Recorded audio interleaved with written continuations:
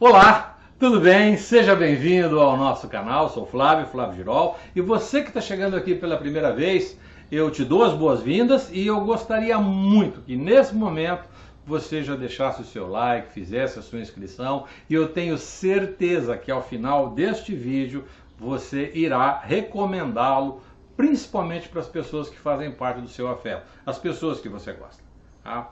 Você já deve estar acompanhando a nossa série de vídeos dentro do programa a jornada, Técnicas Espirituais para a Sobrevivência na Terra, né? A Jornada do Peregrino. E eu trouxe uma pessoa hoje para falar sobre um tema muito especial, que é o meu amigo Adilson Maestro. Adilson é um amigo já de muitos anos, a gente trabalhou dentro de ambientes de acolhimento, enfim, e sempre tivemos um trabalho muito legal nessa área. O Adilson é engenheiro, é um homem bem sucedido, tem uma família maravilhosa, e eu fiz questão de trazê-lo inaugurando esta série de vídeos, porque ele tem algumas histórias excepcionais. E eu gostaria de dar as boas-vindas. Adilson, obrigado por você estar conosco aqui. Obrigado, Flávio, por lembrar e por me convidar para contar essa história. Você está falando para 20 mil pessoas agora, velho. Vou contar aqui coisa que eu nunca falei para ninguém. Adilson, conta na memória. Me conta uma coisa. Você é engenheiro civil. Como é que me conta, porque eu sou engenheiro também, engenheiro eletricista. Conta para mim como é que a tua carreira como engenheiro. A minha carreira como engenheiro,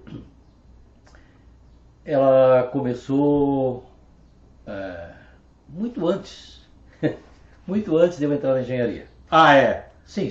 Com 16 anos eu fiz o primeiro projeto arquitetônico de uma casa de um amigo, e fiz o projeto e acompanhei a execução da obra.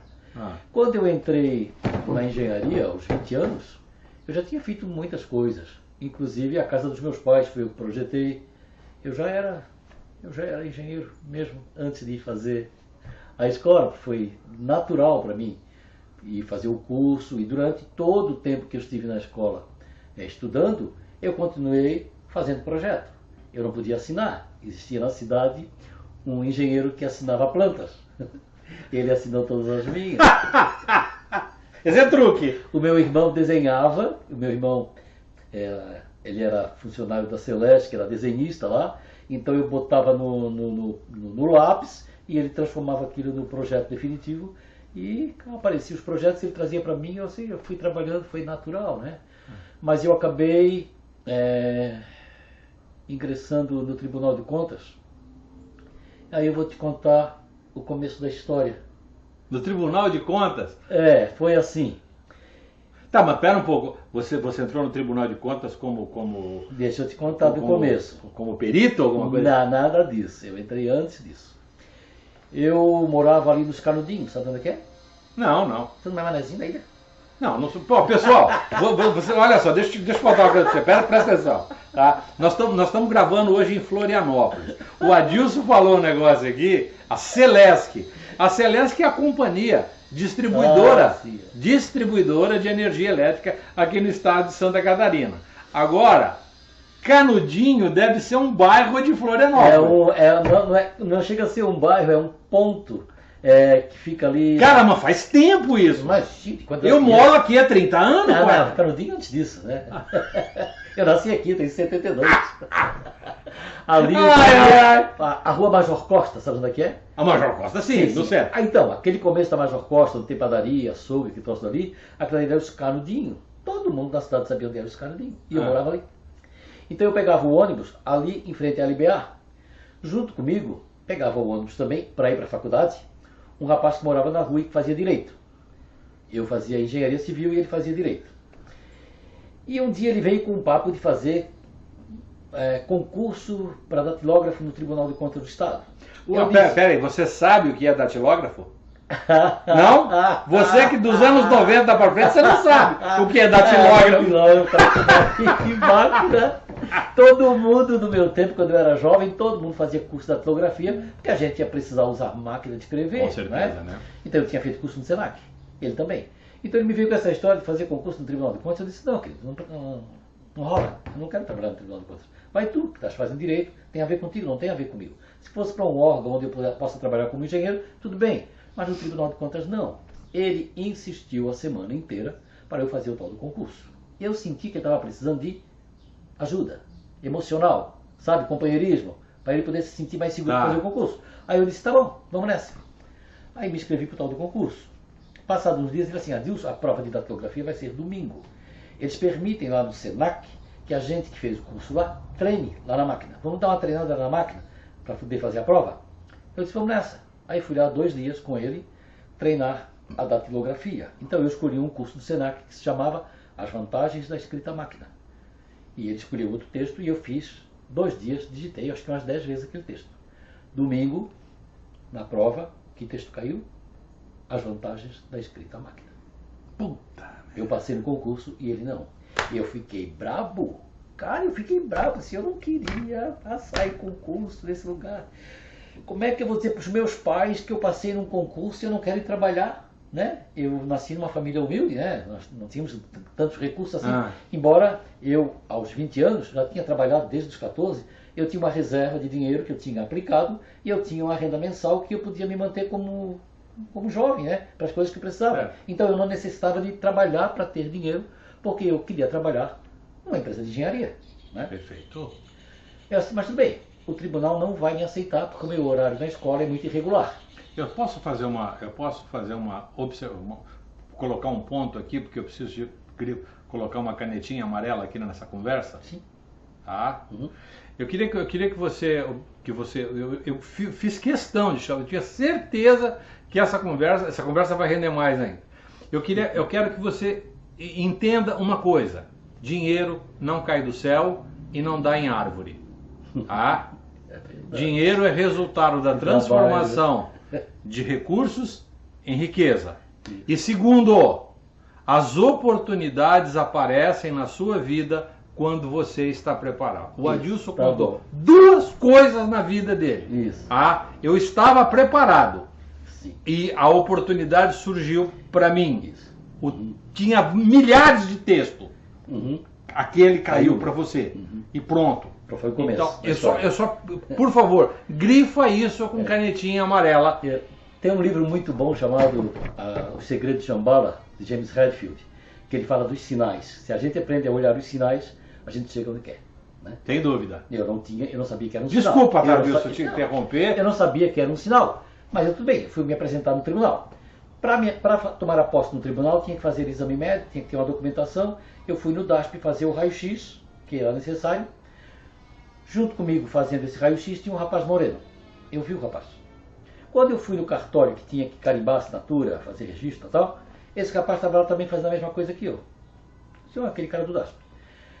Quando eu fui entregar a documentação no tribunal, eles marcaram a minha posse. Então, à medida que a pessoa ia entregando a documentação, eles iam marcando a posse. Marcaram a minha posse para um dia tal, e nesse dia eram 2 pessoas. Quem é que estava lá tomando posse comigo? O tal do rapaz. O negão. O tal do rapaz. Cláudio Rodrigues Machado. É difícil para mim falar disso porque eu me emociono. O Cláudio se tornou não só um amigo, mas um irmão.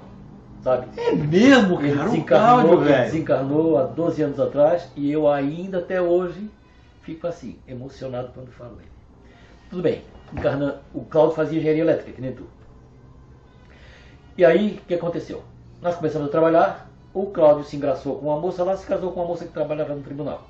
E eu casei com a Sônia, que já tinha saído do tribunal, que também tinha trabalhado, mas já tinha saído da enfermeira, estava no hospital. Mas dias depois, um tempo depois, eu fui na casa de uma amiga que estudava comigo na engenharia para estudar para uma prova daquelas cabeludas, que eu acho que era de cálculo estrutural, não me lembro bem o que era. Quando cheguei na casa dela lá no Estreito, ela estava com as cartas colocadas sobre a mesa. Eu estranhei, né? Tudo é carta. Ela assim, não. Assim, não conta história. Essa carta estava aberta como quem lê carta. Tá. Eu leio carta porque a minha avó era cigana e me ensinou a ler carta. E eu também faço uma outra coisa. Eu saio do corpo. Como é que é isso? Para com essa bobagem. Para com essa loucura. Eu saio do corpo. Mas a minha mãe me proibiu de fazer isso porque ela fica apavorada. Mas eu saio do corpo, eu dou volta pelo bairro. E vou observar coisas que normalmente não se percebem. Por exemplo, uma flor num vaso, uma caixa, num canto. E depois, quando eu volto para o corpo, eu vou lá pessoalmente para conferir, para saber se é isso mesmo. E é. Eu estive lá mesmo. E como é que eu aprendi isso? Aí eu li um livro chamado A Terceira Visão, do Lobsang Rampa. Foi com ele que eu aprendi a fazer isso.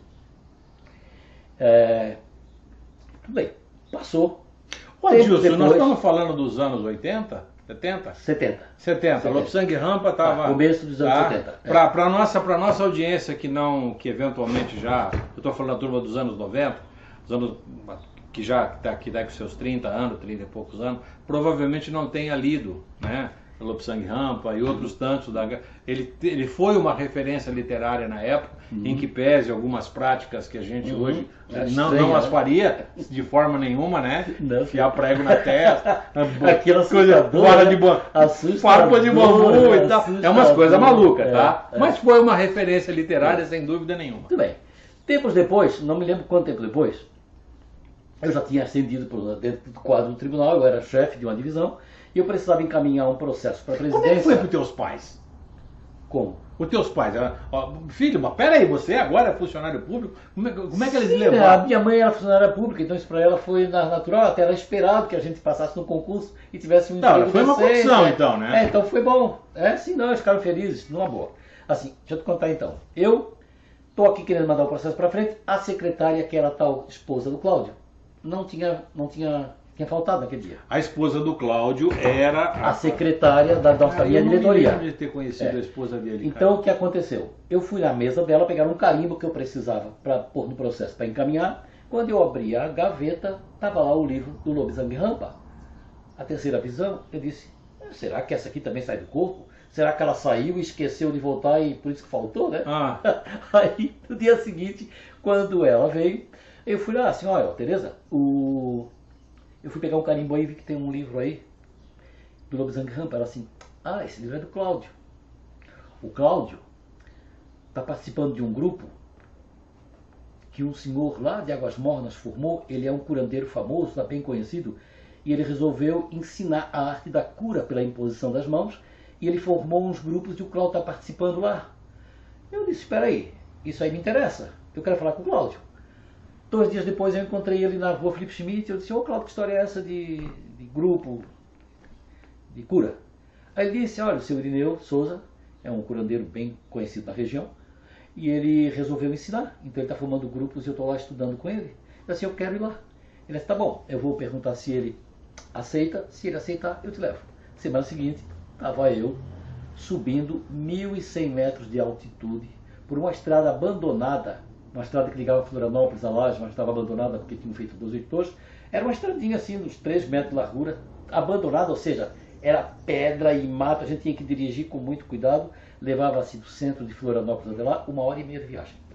Tudo bem, cheguei lá, o senhor Irineu... Mas você já tinha esse barulho na cabeça de questões espirituais, não? Escuta, o meu avô, que era italiano, benzia. Eu tinha uma tia que era uma bruxa fantástica. Ela botava um copo na frente, ela olhava e dizia tudo. Ela previu tudo da minha vida, com quem eu ia casar. Mas tu vais casar com uma mulher morena, assim, se eu tinha minha namorada é loira. Não, essa tu não vai casar, tu vais casar com uma morena, que veste uniforme branco. Mas tia, eu não conheço ninguém que... Não, tu conhece uma moça morena, ela já entrou no teu carro. Senhor, tia, para com essa conversa. Tirou a Sônia do copo. Sônia, você saiu do copo, Sônia! Querida! Tá, então tinha... Não, lá em casa eu era menino, aconteceu uma coisa, essa foi surpreendente. Eu tinha uma tia que morava em Itajaí, e ela foi nos visitar, ela nunca tinha ido lá em casa. Quando ela entrou pela porta, chegou na cozinha, a empregada do meu pai, que estava no quintal, entrou correndo dentro de casa e começou a discutir com a minha tia. Travaram uma discussão, as duas ali, de cara, na chegada. E a minha tia respondia, elas sabiam o que estavam falando, né? E aí, de repente, a empregada caiu no chão. Levantaram a mulher, botaram na cadeira e viram que era uma incorporação. E aí a minha tia explicou que o espírito estava ali, era de um vizinho dela que morava lá em Itajaí, ao lado da casa dela, e que se enforcou. E ele estava dizendo ali que ela era responsável pela morte dele. Oh, meu Deus! Que coisa louca. Eu assisti isso, assim, né? E aí depois esse espírito saiu, entrou outro, e veio outro, depois veio um que pacificou tudo, chamado pai Antônio, que passou a incorporar na mulher, mas ela tinha pânico disso, ela apavorava, até que finalmente um dia ele disse, olha, é a última vez que eu venho, não virei mais e vou respeitar a vontade dela. Eu nunca mais vi. Então assim, eu tinha convivência disso, mas era uma coisa que estava lá. Era eventual e circulava. Por... Mas quando ele pela porta da cozinha, eu aprendi a botar a mão, eu acho que puxou lá a história do meu avô, sei lá, estava dentro do meu DNA, não sei, eu quis ir. Pois bem, cheguei lá, ele me botou numa maca, segurou a minha mão, meu pulso direito, as duas filhas moças dele no pé da maca sentada, e ele ficou segurando um tempo a minha mão, aí diz uma menina assim, ele tem uma estrelinha azul na testa. Aí ele pegou, botou a mão na minha testa, e a menina disse, a estrelinha cresceu. Ele assim, está admitido, pode vir semana que vem junto com o Cláudio. Aí eu fui na semana seguinte, descobri o que era a história, né? Uma reunião em volta de uma mesa grande, que era na cozinha dele, ele sentava na cabeceira, ele e a esposa, as duas filhas mais um filho, casado que morava próximo, e 8 engenheiros em volta da mesa, 8 engenheiros aprendizes de feiticeiro, né? Eu era um deles. Ali acontecia. E aí eu fiquei aos poucos entendendo o que acontecia ali. O foco do trabalho era a transição planetária. E centrava-se o nosso trabalho na limpeza do planeta para poder acontecer a transição. Então eu ouço falar de transição desde 1980, né? Não é novidade para mim. Então durante o trabalho, primeiro começava com a harmonização do pessoal, curando alguns que estavam machucados, feridos, alguma coisa assim. Adilson, mas lá ali é Rancho Queimado, né?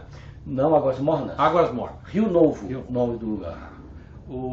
Aquela região sempre teve uma tradição aqui de na grande Florianópolis, teve sempre uma tradição de ter pessoas ali, um cadinho, né? Um caldeirão de mentes bastante diferenciadas e com um grau de evolução privilegiado até. Frei Ugolino, por exemplo, um grande curador ali na região de Santo Amaro e tudo mais. Nesse trabalho, vocês já faziam o trabalho de acolhimento, já recebia pessoas que vinham de fora ali da comunidade? O seu Irineu recebia a comunidade há muito tempo, tinha fila na casa dele para ele tratar. Nós não recebíamos ali ninguém, não, nós fazíamos trabalho à distância. À distância. Então é assim, primeiro ajeitava todo o pessoal ali, depois um tinha a mãe, tinha o pai, tinha um parente, tinha um amigo no hospital, uma coisa assim, nós íamos em desdobramento até o local, fazíamos primeiro a limpeza de todo o ambiente para tirar toda a energia nociva que estava ali, e aí tratava da pessoa, e aí acontecia o tratamento, né? Bom, aí o trabalho era bem louco, assim, para mim, era uma coisa que eu aprendi tudo sobre espiritualidade, quem é o ser humano, o que é que faz na Terra, o que é o planeta Terra, qual a nossa posição no espaço, tudo eu aprendi com eles. Eram 3 mentores que comandavam o trabalho, basicamente 3, né? Eles tinham o nome, eles usavam o nome de quando eles encarnaram na Terra no tempo do Antigo Egito, né? Eles tinham o nome egípcios. Às vezes aparecia o 4º e eventualmente aparecia um 5º, que é difícil de falar quem seja. Ele aparecia às vezes sozinho e às vezes aparecia com um irmão gêmeo. Irmão gêmeo? E ninguém sabe, ninguém nunca leu nada que esse cara tinha um irmão gêmeo. Mas aparecia. Ele, ou o irmão gêmeo, ou os dois. Às vezes quando ele aparecia, tinha 5 ou 6 videntes na mesa. Nós o chamávamos de nosso amigo inseparável. Assim, o nosso amigo está aí. Aí um dizia assim, é ele ou é o irmão? Aí eles sorriam, às vezes o outro aparecia para confirmar que era, né? Mas ele aparecia eventualmente. Tá. Sabe quem é? O Rei dos Reis. Vamos deixar para o nosso espectador decifrar esse enigma. Era forte a beça isso, né? Então, nessa mesa, nós saíamos para fazer trabalhos de limpeza pelo planeta inteiro. Na Terra, embaixo da Terra, dentro do mar, tudo quanto é lugar. E às vezes saíamos até fora do planeta. Havia uma espécie de um vagão onde era recolhido todo esse material e também os espíritos que estavam lá vagando, presos, perdidos, né? Sem força. Isso tudo entrava nesse vagão que vinha e chegava ali, eram conduzidos para uma nave e a nave levava para fora do planeta.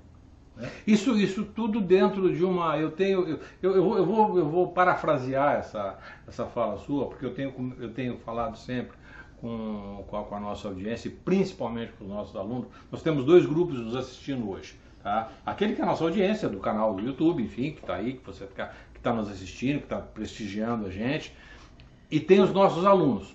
Para os nossos alunos em particular, eu tenho tido o cuidado, quando nós conversamos aqui, nós estamos nessa conversa, essa conversa é uma conversa de casa. Daqui a pouco a gente vai tomar café, comer pão de queijo, comer bolo, a gente está com uma conversa de casa. E a gente gostaria que essa conversa também estivesse aí no seu escritório, aí na sua casa, você...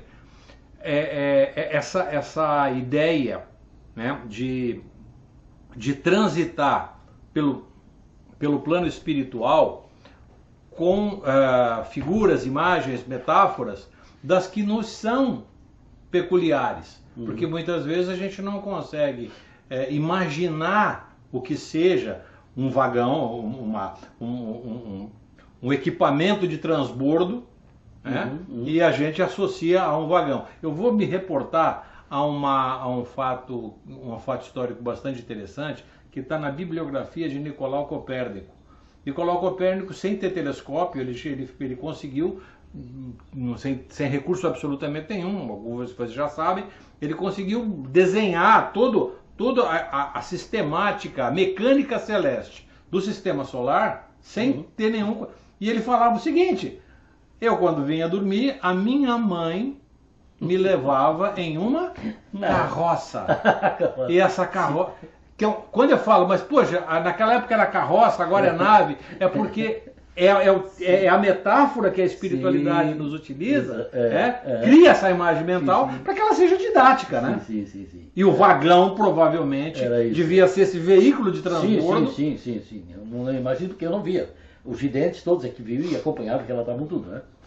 Pois bem, numa dessas curas iniciais na roda de trabalho, um dia a vidente disse: eles abriram a tampa da cabeça do Adilson. Sabe aquele negócio que faz no Peru? Que tirava, a trepanação. A trepanação, tirava a cabeça? Pois então, tiraram da minha cabeça e eles estão mexendo no cérebro dele. Assim, eu enlouqueci. O que aconteceu? Fiquei cá comigo, né? Fica chipado. Os caras mexeram na minha cabeça e eu fiquei ali durinho. E depois fecharam, deu. Tudo bem, não disse nada. Na semana seguinte, uma outra menina disse, abriram a cabeça do Adilson de novo. Assim, ó, peraí. Agora eu quero saber por quê, né? Eu enlouqueci? Aí disse, não, eles estão dizendo que estão te preparando para ser escritor e palestrante.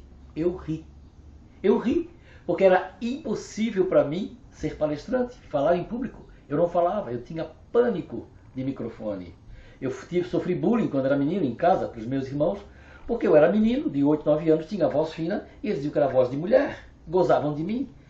E aí eu travei, não consegui pessoal, mais. Essa história, eu estou falando para você que ele me contou um pouquinho aqui, mas ele nunca contou essa história. Essa é uma história de cunho pessoal.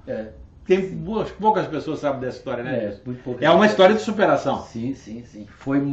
Era muito difícil, era impossível para mim. Na faculdade, quando eu tinha que apresentar um trabalho, eu passava uma semana tomando calmante e quando chegava na hora, o calmante acabava com a minha memória. Era uma tragédia, cara. Falar em público para mim foi sempre muito difícil, né? E é sério que eu ia ser palestrante e escritor. Sério, nem dei bola para coisa, porque isso não... Onde que eu ia falar? O que eu ia escrever? Né? Não fazia a menor ideia. Esqueci, toquei para frente, né?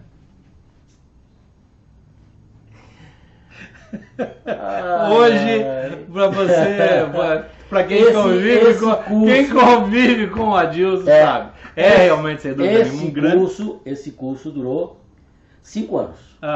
Toda terça-feira, nós dos nossos Fusca, saímos aqui com o carro cheio, porque nós íamos os 8, né, engenheiro tudo junto, estudantes e outros já formados, subíamos aquele morro, levava 1h30 para chegar lá, nós íamos toda terça-feira, podia chover canivete, ninguém faltava.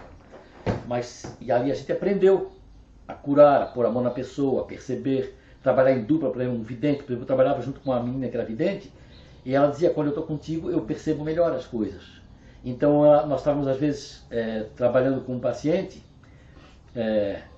à distância que fosse, ou podia até ser, já aconteceu de nós dois juntos, trabalhávamos com o paciente fisicamente, e aí eu dizia para ela assim, dá uma olhadinha no fígado. Aí ela assim, ele tem um problema no fígado mesmo, agora tu olha no baço. Eu orientava sem ver, entende?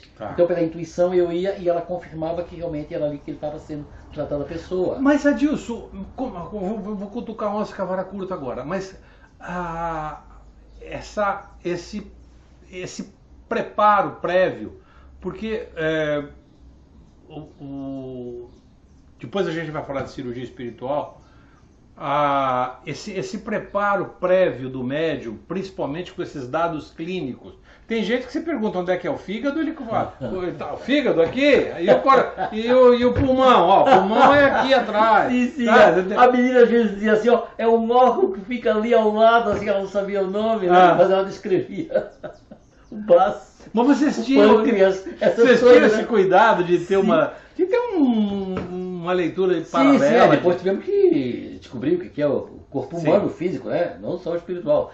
Mas assim, lá nós aprendemos, nesses 5 anos, foi um curso muito significativo, onde a gente aprendeu a entender o ser humano. A gente aprendeu por que as pessoas ficavam doentes, entendeu?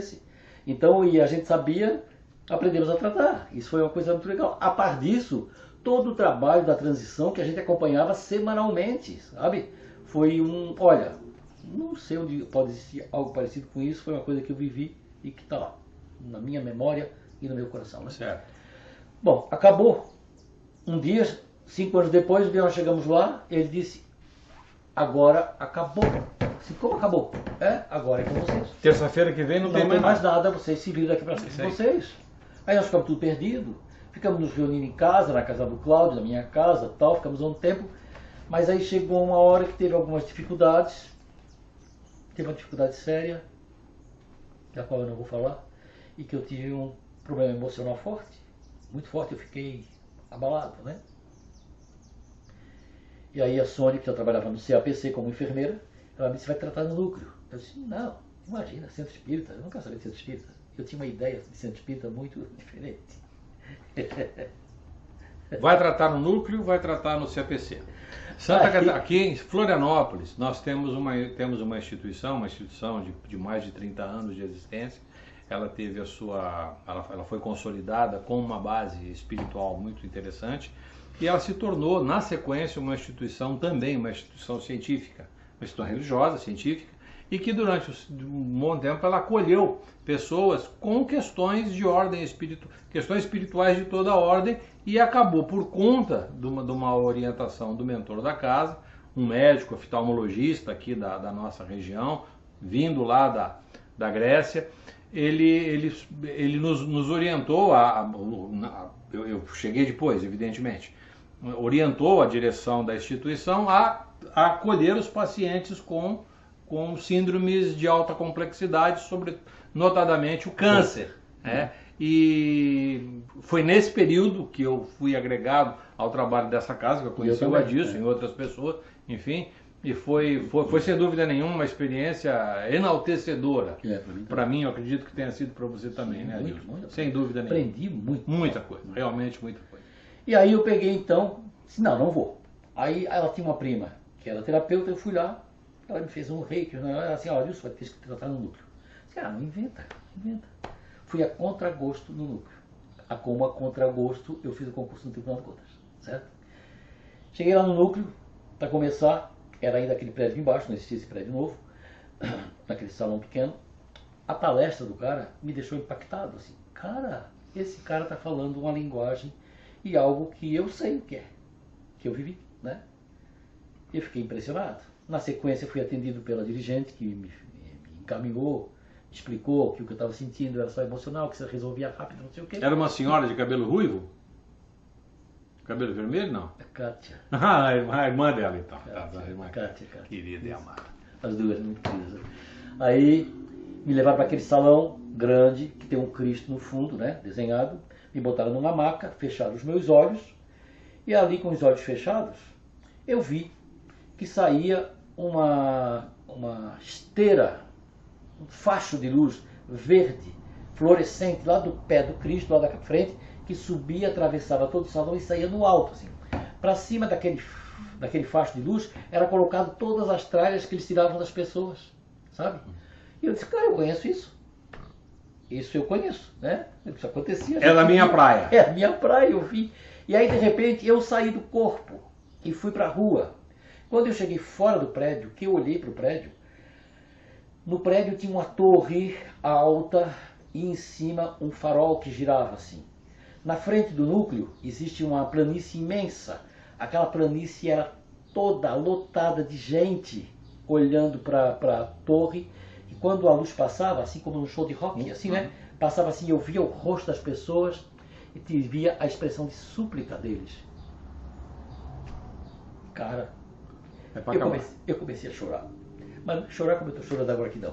É chorar de me sacudir todo naquela maca. Aí veio 2 caras me tiraram da maca, me abraçaram, me seguraram. E eu fiquei ainda ali um tempo tremendo.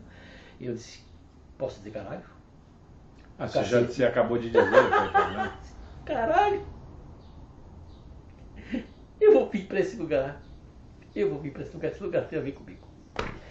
E aí ingressei na aula de sábado. 2 meses depois, a Udaleia, que estava lá dando aula nessa hora, disse, olha, estou precisando de gente para trabalhar no CAPC. Alguém quer? Eu botei a mão. E aí fui para o CAPC. Comecei a trabalhar lá. 3 meses depois, eu estou no refeitório, o presidente da instituição botou a mão no meu ombro e disse assim, eu quero que tu faça uma palestra. Eu disse, estás doido? Eu não falo em público. Não, fala. Não, eu falo, cara. Não, tu falas. Ele insistiu. Mas tá, meu Deus, tá bom. Eu falo, o que é que tu queres que eu fale? Ele assim, qualquer coisa. É contigo o tema. Assim, puxa vida, o que eu vou falar? Lembrei do curso de bioenergética que eu fiz, onde eu li o livro do Reich, né? Aprendi sobre o câncer, como é que as células do câncer se formava, que isso tinha a ver com falta de oxigênio e tal. Eu resolvi então fazer uma aula sobre... Você falou com Ralph Viana? Yes. Ralph Viana, é o cara. Ralph Viana. É o top player na área. Isso. Aí eu peguei, vou falar sobre respiração. E aí fui lá e falei para eles da importância da respiração, fiz um exercício de respiração, mas as minhas pernas tremiam feito vara verde. Foram 15 minutos de suplício para mim, e eu ali firme falando, mas tremendo, eu tremia inteiro, cara, né? Tremia porque eu tinha uma coisa que eu não sabia, porque a história do bullying, isso se apagou da minha memória. Mas era um programa que estava era uma subrotina lá dentro, né? O software estava lá instalado e eu não sabia, né? Eu só sei que eu tinha o pavor, eu não sabia por quê. Fui descobrir isso muito tempo depois. E aí eu falei, quando acabou, graças a Deus acabou. Quando acabou, eu falei assim, foi ótimo. Tu fala de novo semana que vem. Eu não inventa. Ô senhor, eu estava nessas alturas fazendo uma obra na Palhoça, era um parque aquático, e estava na fase da terraplanagem, então estava aquele terreno imenso terraplanado, e eu andava para lá e para cá naquele terreno, fazendo a palestra, né? Trabalhando a palestra que eu ia fazer domingo. Mas tinha um ponto da minha fala em que eu chorava. Não posso me emocionar. Falava tudo de novo e chorava no mesmo momento. Quando chegou no dia da fala, eu disse pro presidente assim, olha, se eu cair não me levanta, tá bom? Está certo. E fui comecei a minha fala e naquele momento eu chorei. Copiosamente. Chorei, não, contido, mas chorei. Segurei a onda, respirei, levantei e terminei o assunto. Quando acabou eu disse para ele assim, não falo mais. Ele assim, o quê? Por quê? Cara, como é que palestrante que chora vai falar? É assim, não cara, chorou todos os dirigentes, todos os médicos e todos os pacientes junto contigo. Foi emocionante e foi lindo e tu vai continuar falando no seu horário. Oh meu Deus do céu. Pô, tá bom. Aí continuei falando. Eu fiquei falando naquele horário e fui tremendo menos, fui me acostumando com o negócio. Bom, e aí eu permaneci naquele horário trabalhando até que um tempo depois, acho que um ano depois, ele me disse assim, eu queria que tu fosse falar lá na Forquilinha, na sede, pro público. Eu disse, pô, mas lá é pro público geral, né? Aí é outro papo. Mas vamos lá. Havia uma reunião no começo do ano, onde se escolhia quem ia falar quando. E agenda da filosofia. Agenda da filosófica, Aí eu peguei e disseram que eu queria trabalhar na quarta-feira. Tá, quarta-feira eu posso trabalhar, mas eu vou trabalhar como? Na abertura só, eu não vou falar. E claro, eu tinha que primeiro me situar dentro do ambiente. Tá bom, primeira semana, naquele horário se falava sobre Evangelho, era um capítulo por semana. Eu nunca tinha lido o Evangelho, tive que ler obrigatoriamente ele inteiro, eu sei todo, sabe? Porque o cara deu a primeira aula e eu fiquei ali babando na primeira fila. Assim, nossa, o cara é ótimo, né? Aí ele assim, já estuda o capítulo 2, porque semana que vem eu vou falar sobre o capítulo 2. Eu estudei o capítulo 2, quando chegou na hora assim, eu faço a abertura e tu fala. Crau, eu falei. Você lembra quem era? João. O João. Depois, lembra dele? Depois eu lembro do sobrenome dele. E aí... Você desculpa, porque como a gente fizemos parte durante muitos anos dessa instituição... O João Bridão, já falecido, João Bridão, uma figura emblemática. Às vezes são pessoas que fazem parte do nosso convívio íntimo. Isso. Fez parte do nosso convívio, o irmão João ele já desencarnou, esteja ele onde já estiver, está velando por nós. E então, por favor, desculpe, é que a gente está sentado junto com você na sala da sua casa. Então, entenda que essas pessoas também são pessoas que, de alguma maneira, vocês estão conhecendo nesse momento. Tá? Foram pessoas que tiveram um papel fundamental no processo de transformação. Depois eu quero fazer alinhavar 3 pontos com vocês sobre essa fala do Adilson aqui sobre esse período. Terminada a palestra, assim, agora semana que vem é o capítulo 3, tu estuda, que é o que eu vou falar semana que vem. Eu não só estudei, eu preparei para falar. Tá. E eu fiz uma palestra, sabe? Como eu tinha vontade de fazer. Com quadro, com desenho, sabe? Pô, foi assim, maravilhoso. Certo. Não, porque ele chegou na hora e disse, és tu que fala, né? Ele não falou, fui eu que fui falar. Na quarta semana, 10 minutos antes de começar a palestra, tocou o telefone. O João no telefone. Ó, Adilson, eu tô com meu carro na oficina. Tu fala, né? Tu estudasse o 4º capítulo? Eu disse, sim, fica tranquilo. Eu não vi mais o João Bridon. Ele sumiu. Não, ele era campeão para isso. Ele fez isso comigo também. Lá no CAPC, velho. Ele sumiu. E eu fiquei naquele horário fazendo o Evangelho, capítulo 4, fica até o 28. Acabava o 28, começava o 1, 2, 3. E assim, passou o primeiro ano, passou o segundo ano. No terceiro ano, mais ou menos, já existia o auditório novo do núcleo. Eu estava subindo a escadinha para ir para o microfone, quando eu me lembrei do quê? Da minha cabeça, de que tinham cortado a minha cabeça e tinham me preparado para ser palestrante. E eu já tinha escrito 2 livros e já era palestrante há 3 anos. E eu disse, meu Deus do céu, era verdade. É isso aí. Era verdade. Então faz o seguinte, esquece a sequência do Evangelho. Abre aqui o Evangelho em qualquer lugar e sai falando. Porque eu sei que tem alguém. Porque um dia uma senhora... Depois da palestra, eu estava passando pelo fundo do corredor, uma senhora assim, eu podia falar com o senhor um minutinho? Assim, sim. Eu sentei ao lado dela assim, eu queria lhe contar uma coisa. Eu assisto palestra aqui sempre nesse horário. Quando o senhor sobe para o palco, uma outra pessoa sobe junto com o senhor. Eu disse, é? Ela assim, é. Ela assim, a sua energia é muito linda, é muito grande, mas a dele atravessa o teto. E aquele teto tem uns 7 metros de altura, né? Uhum. Atravessa o teto. E onde que ele fica? Ele fica atrás, no centro do palco, atrás da mesa. Aí eu disse, como é que ele é? Ela assim, eu não sei te dizer. Porque ela pensou que eu tinha falado da fisionomia, né? Não sei porque ele baixa a cabeça e ele tem ele veste uma roupa de padre capuchinho e o capuz cobre o rosto. Mas eu vejo que o que o senhor fala vem dele. Assim, como assim? Me explica. Ela assim, não sei, sai algo dele que entra em você e você fala. Eu assim, mas isso acontece com todos os palestrantes. Assim, não. O outro moço que fala nesse horário, ele está sozinho. Eu assim, pô, então ele é bem melhor do que eu, né? Porque ele não precisa de ninguém para falar, né? Eu preciso de alguém. E aí eu me certifiquei de quem que me acompanhava naquela fala. São 3 mentores do Núcleo Espírita Nosso Lar. Quem é que é o responsável pela filosófica? O que ele era? Um padre capuchinho. Aí eu disse, bingo, é ele mesmo. E aí eu passei a conversar com ele sempre antes da minha palestra. Interessante, Flávio, quando eu conversava com ele, a minha orelha direita ficava quente e eu tinha certeza que ele estava ali, eu ficava completamente relaxado. Sabe? Olha só, tinha um sinal, né? É bem isso. Era que troço legal, cara. E aí eu fiquei então falando ali e depois de passado um tempo, 10 anos talvez, eu fiquei lá falando 20 anos, né? Nos 10 anos depois começaram a me chamar para falar em outros lugares. E outro, e eu já falo hoje, falei nos 20 centros e falo com uma certa regularidade em 13 centros da Grande Florianópolis. De Santo Amaro a Biguaçu, Barra da Lagoa ao Campeche, nesse quadrilátero, Aí dentro tem uns 13 centros onde eles me chamam, alguns semanalmente, outros mensalmente e outros eventualmente. De maneira que eu faço 2, 3, às vezes 4 palestras por semana. Eu estou sempre da atividade. Beleza. Que eu não imaginei que isso ia acontecer na minha vida, né?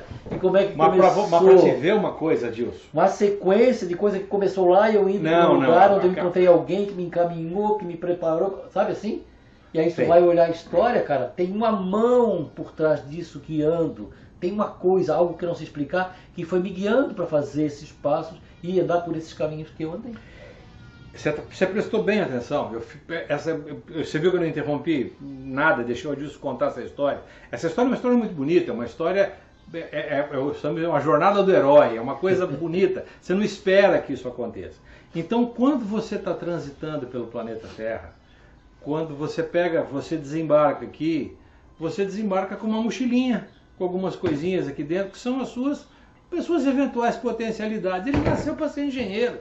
Nós nascemos para ser engenheiro, nós nascemos para solucionar problema, tá? A gente responde perguntas que as perguntas não foram feitas ainda. Essa é a função do engenheiro.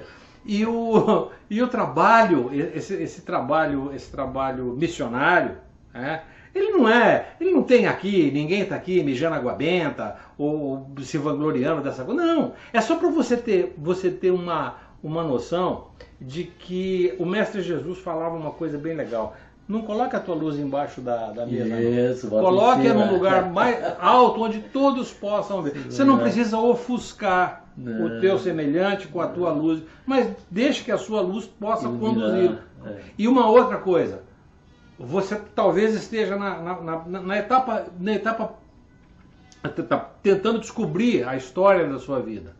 Você precisa parar alguns momentos para fazer algumas coisas, ter um mínimo de treinamento para você descobrir aquilo que é potencial em você. O engenheiro que virou palestrante, que virou escritor, que virou um direcionador, é um homem que tem uma bagagem, uma performance além da conta. Continua sendo engenheiro. Não, já parei. Mas não, você continua sendo engenheiro. Se te der se te der um escalímetro, sai arriscando. Vai sair arriscando. A gente não deixa de ser engenheiro. Você já parou de pagar o CREA? Ainda não. Não, né? Não. Eu tenho parcela do ano passado. Eu saí da associação de engenheiro, mas pois para a prefeitura, cancelei meu da prefeitura, mas o CREA continua. O CREA a gente tá lá. Mas tu me perguntasse sobre a minha vida como engenheiro, então deixa eu te contar uma coisa que eu esqueci de falar. Lá no Tribunal de Contas, quando eu me formei, aí eu disse, agora eu vou ter que sair, vou ter que ir para outro lugar. Eu pensei em trabalhar no Departamento de Edificações do Estado. Até cheguei a pedir uma disposição para lá e fiquei lá um ano. E quando voltei, o presidente da época me chamou do gabinete e me disse assim, Adilson, eu quero criar aqui no tribunal um órgão, uma diretoria, para fazer auditoria em obras públicas. Eu quero que a gente saiba se realmente o que eles botam no papel existe. Tu topas? Eu disse, topo. Tudo bem, eu não queria entrar no tribunal porque eu queria trabalhar no lugar como engenheiro e o tribunal muda o quadro do tribunal e incluem lá o engenheiro como profissional de nível superior do tribunal e o homem me chama para ser o diretor de uma diretoria para fazer auditoria em obras públicas, onde eu fiquei durante 20 anos vasculhando as obras todas realizadas pelo Estado e pelas prefeituras. E aí foi uma coisa linda, era uma espécie de lava-jato. Bons tempos! Bons tempos, porque nós fizemos uma associação com a Receita Federal e com a Secretaria da Fazenda, e eu vasculhava aquela documentação toda. Cara, que trabalho maravilhoso, sabe? Fiquei impressionado há poucos dias quando esse presidente entrou no Facebook e falou sobre mim, eu fiquei emocionado. Mas é bom, cara! Cara, que quando alguém fala bem da gente! Cara, eu fiquei emocionado de ver o que ele falou sobre mim, né? Assim, cara, que coisa boa ver o reconhecimento, né? E aí, quando eu saí do tribunal, acabaram com a diretoria. Os políticos conseguiram acabar com a diretoria. Mas isso é de praxe, né? De praxe. Bom, eu trabalhava no tribunal somente no período da tarde e durante a manhã eu tinha um tempo livre. Então, nesse período da manhã, eu fazia o meu trabalho como engenheiro civil nas construções, né? Eu projetei vários edifícios na cidade, projetei muita coisa. E executei muita obra, então eu fiz um trabalho bem bom. Assim, eu me realizei como profissional da engenharia, né? E me realizei como um espiritualista, como um cara que está envolvido nesse, que eu continuo fazendo, né? Que é um trabalho que eu amo fazer. Eu amo, eu vou para toda palestra como se fosse a mais importante palestra da minha vida. Certo. Eu me entrego de alma, de coração ali naquela fala, né?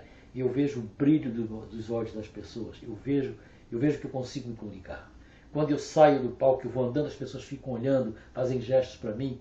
Esse dia eu fiz uma palestra, aconteceu algo interessante. Eu saí de casa para fazer, encerrei um ciclo meu no Núcleo Espírita Nosso Lar. Né? Tá. Nesse dia que eu fui lá e cancelei que eu saí, terminou meu ciclo lá, naquele dia eu tinha uma palestra para fazer no Campeche, que fica no sul da ilha. Da minha casa até o Campeche, eu passei por 12 semáforos, todos verdes. Olha a sensação que eu tive. Cara, eu fiz a coisa certa, o meu caminho está aberto. Eu cheguei lá no Campeche, fiz uma palestra, e aplausos, além dos aplausos, os abraços que eu recebi depois, e as pessoas que vieram, muitas pessoas vieram me abraçar e falar sobre o que elas escutaram e como aquilo existe na vida delas. Cara, que coisa linda! Você está ciente hoje que não existe a possibilidade de você ficar desatento aos sinais. Não, eu continuo atento aos sinais. Agora mais do que nunca. Sim. E esse sinal, essa dos 12 semáforos abertos, cara, isso não existe. Toda vez que eu saio da minha casa, para acessar a Avenida Beira-Mar, eu passo por 3 ou 4 semáforos. Eu paro 2 ou 3 vezes sempre. E nesse dia, única vez, em 25 anos que eu moro ali, eu passei por todos os verdes, continuei verde, fui até verde, sempre verde. Eu disse, o que é isso? O caminho está aberto para mim. Sabe? Me deu uma alegria, uma sensação, sabe assim, uma certeza de que eu estava no caminho certo. O Adilson, talvez agora você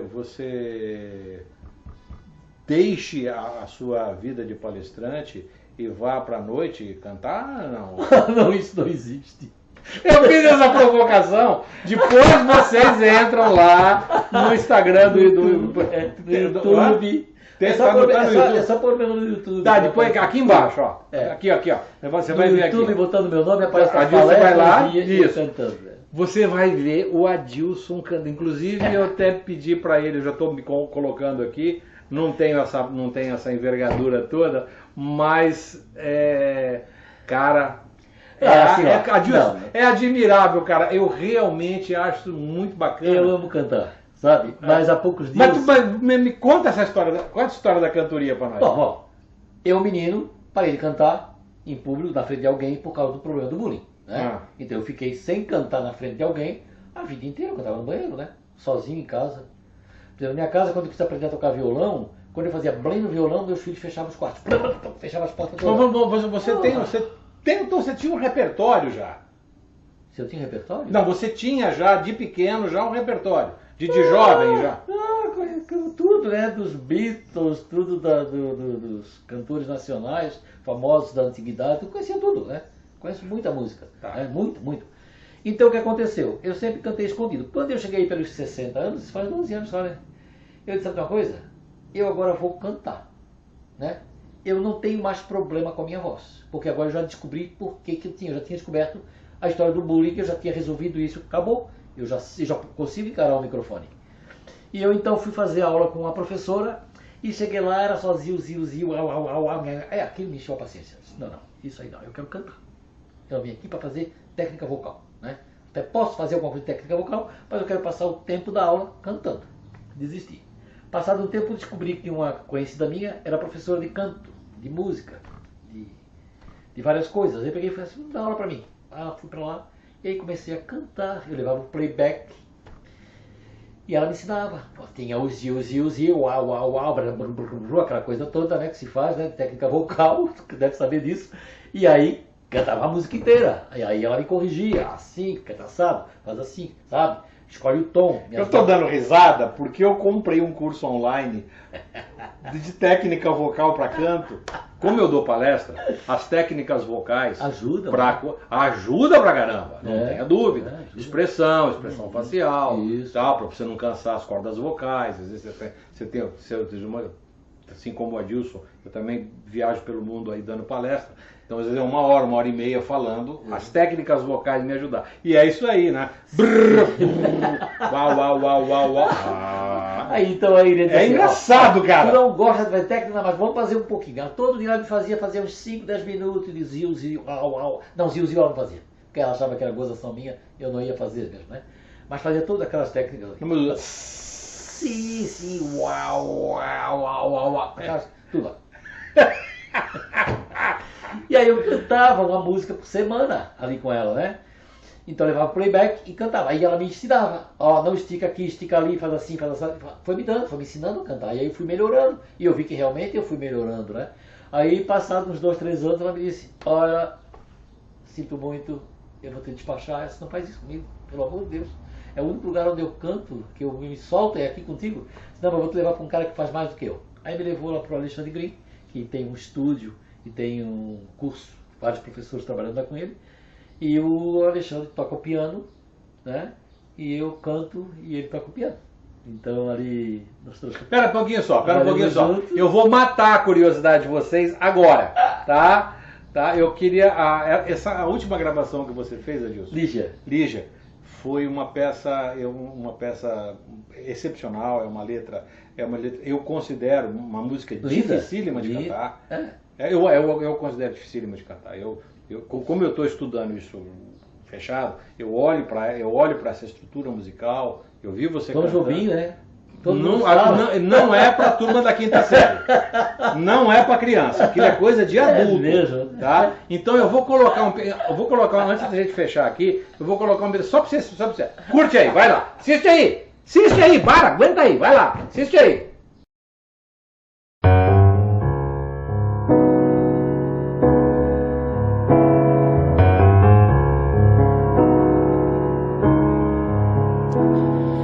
Eu nunca sonhei com você, nunca fui ao cinema, não gosto de samba, não vou a Ipanema, não gosto de chuva, nem gosto de sol. E quando eu lhe telefonei, desliguei, foi engano, seu nome eu não sei.